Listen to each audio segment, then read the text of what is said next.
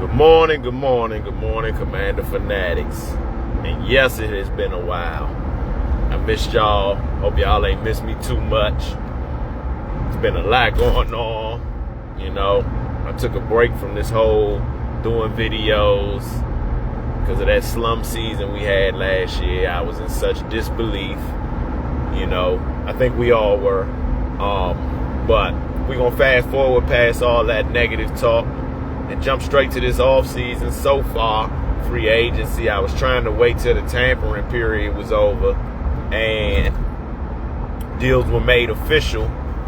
And I must say that I should have got on here and did a video prior to the tampering period, the free agency tampering period, because I kind of called it. And there's a few circles, you know what I mean, I got that can verify it. But I kind of called that, hey, this free agency needs to be we need to be so aggressive at bringing in defensive talent. Like, my whole theory was give Durante the more experienced players because he's well-versed as far as coaching, you know what I mean? Like, he's done play calling. Therefore, guys will feel a little bit more comfortable with him. And give David Blau the clean slates as far as, like, drafting, you know what I'm saying, offensive talent. Because I do feel like, yeah, there's a lot of, it's top-heavy, though, with this draft as far as, like, your edge rushers and stuff like that. But I feel like there's a lot of explosive talent when it comes to offense. And if you give David Blau that clean slate, like, they're coming in fresh, with fresh minds.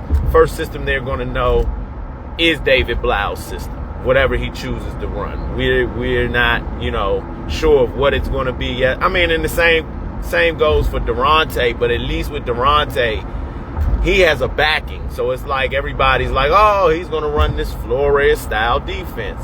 Some players will get inspired by that because they could see themselves playing in that type of system. David Blau is a little more like, well, how would he, you know, for experienced veterans, players around the league, it's like, well, how would he use me? You know what I'm saying? Like, what is his plan if he brings me in? So I feel like you do that, go younger on the offensive side than you do the defensive side. Get that experience on the defensive side. And that's what they've been doing. But all of that, I said all of that to lead up to the draft, which I feel like if Jeremiah Love is there at 7, I don't care who else is there. Sonny Styles, I don't care. I'm going Jeremiah Love.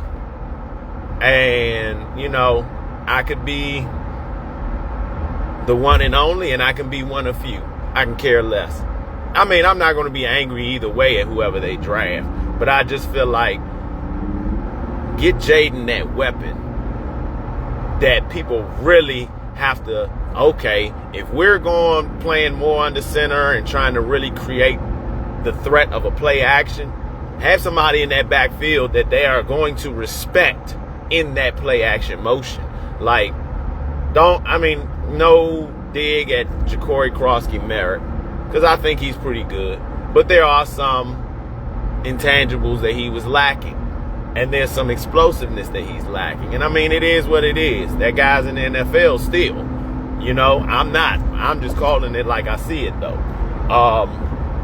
And like I said, I like Bill.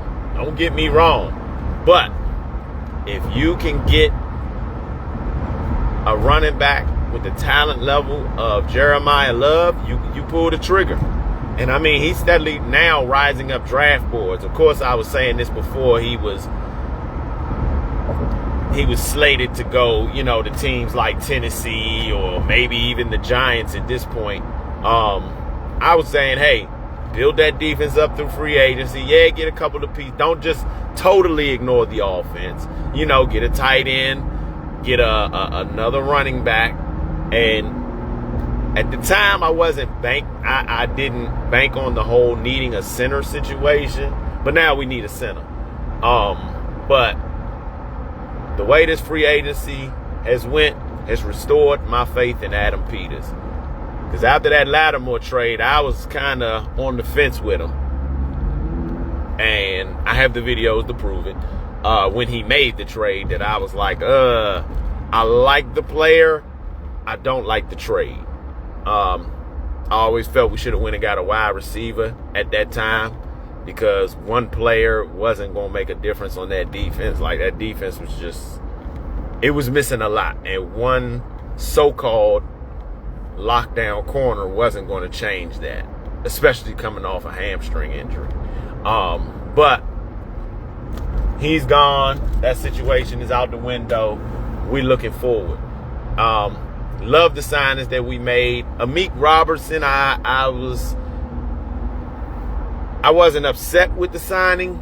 I wasn't puzzled with it, because it just signals that, you know, they're definitely going to play Sam Steele on the outside, which is what I was banging on the table for last season when they kept, oh, he's a slot guy. He's a slot guy. And it's like, no, he's not. He might be built like a slot guy, but last season definitely showed he has no business in the slot. I'm sorry. It is what it is. And that doesn't take from the skills of Sam Steele. I feel like the staff didn't do justice, didn't do any favors for Sam Steele by doing that to him.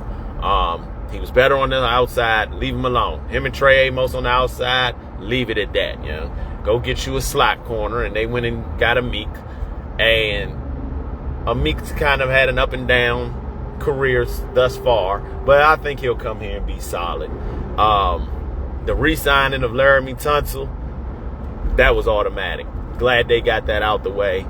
Mariota, I'm on the fence with, because I would have liked to seen them bring in a guy like Tyrod Taylor, who could really help Jaden with this whole switching to being under center more. But they brought back Mariota. It is what it is. Trying to think. Chig, I love that signing. Chig Okonkwo, I wanted him more than I wanted Likely. I'm not even going to hold him. I wanted Chig Okonkwo more than I wanted Likely. Just because he's a Maryland product, and you know, sometimes you bring those guys back home, and because they're back home, they play to a level. You would hope that they play to a level where it's unreal. You know what I mean?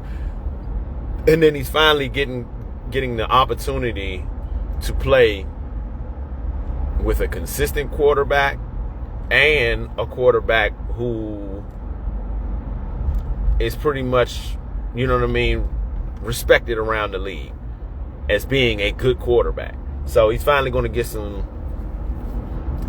have a good quarterback in the backfield getting him the ball.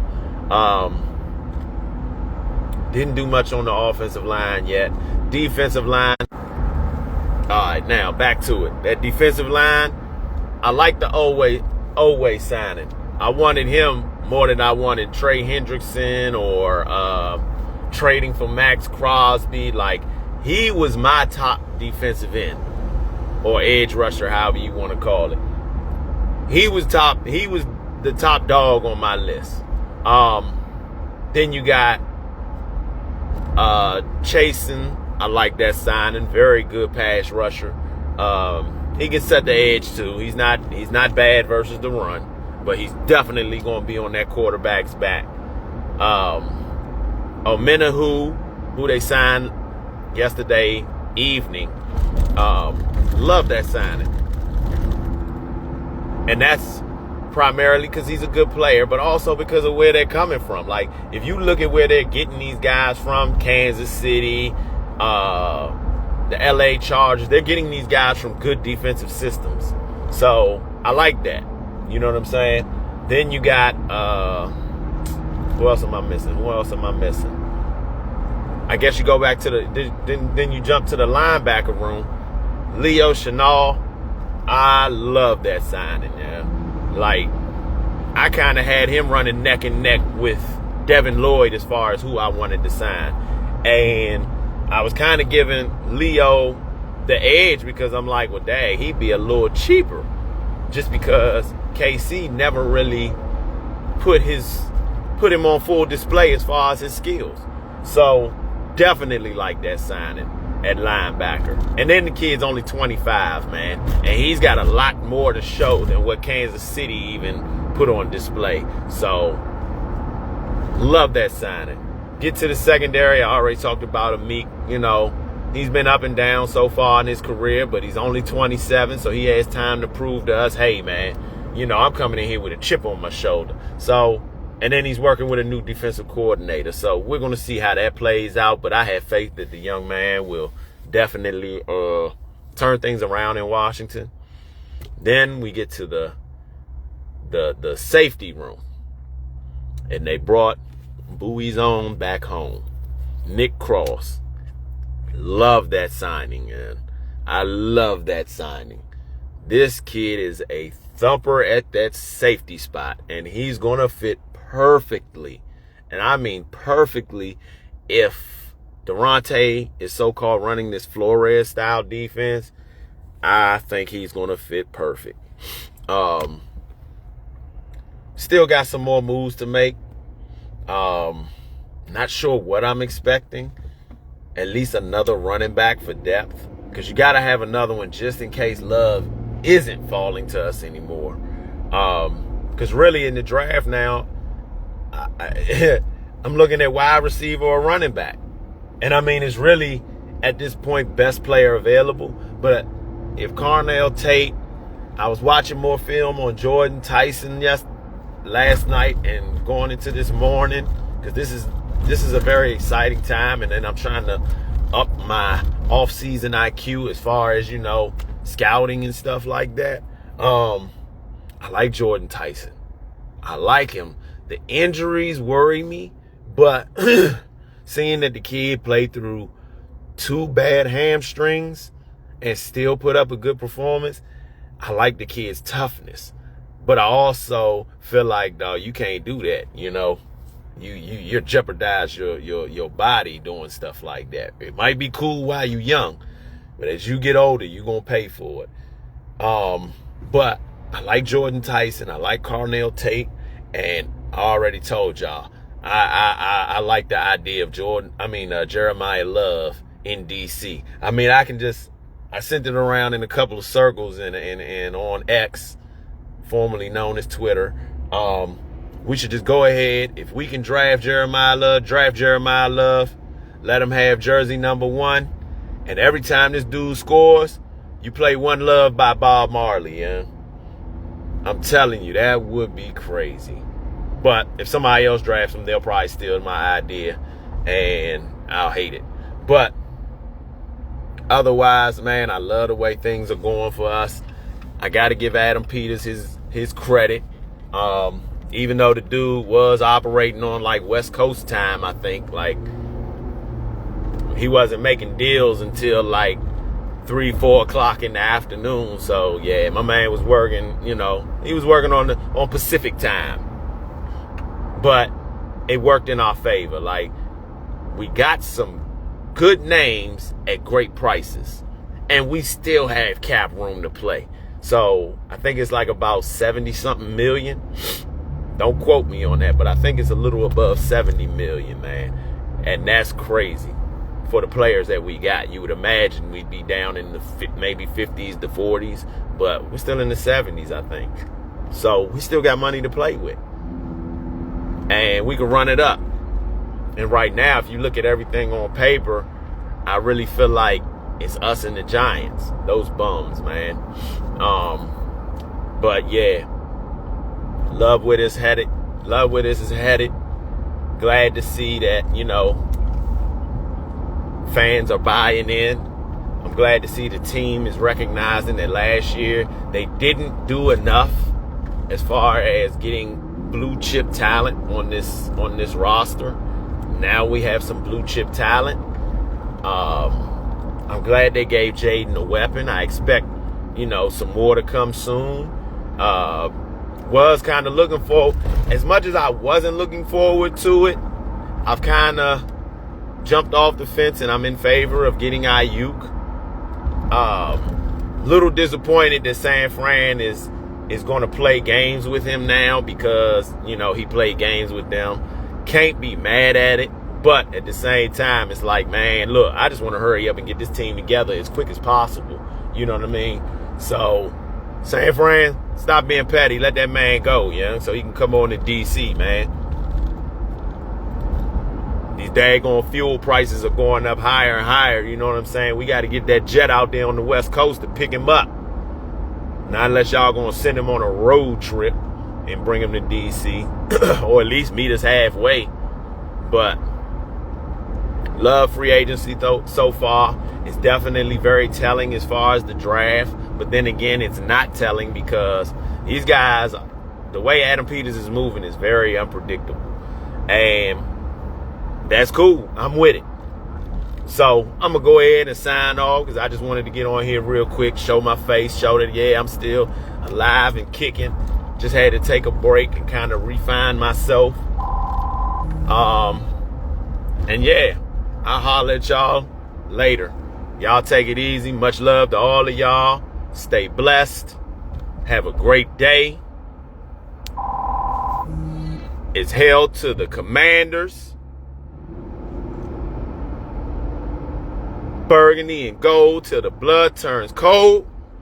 Y'all have a good one. Peace.